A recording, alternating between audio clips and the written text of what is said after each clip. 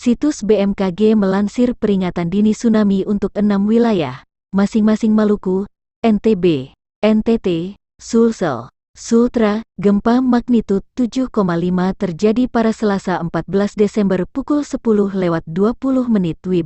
Gempa di kedalaman 12 km berlokasi di 112 km barat Laut Larantuka, Nusa Tenggara Barat. Suasana gempa terasa di Kota Makassar, Sulsel.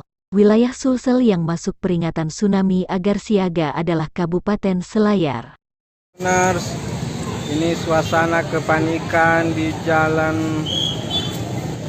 Ini suasana kepanikan warga di sekitar Jalan Mapaodang. Baru saja mereka merasakan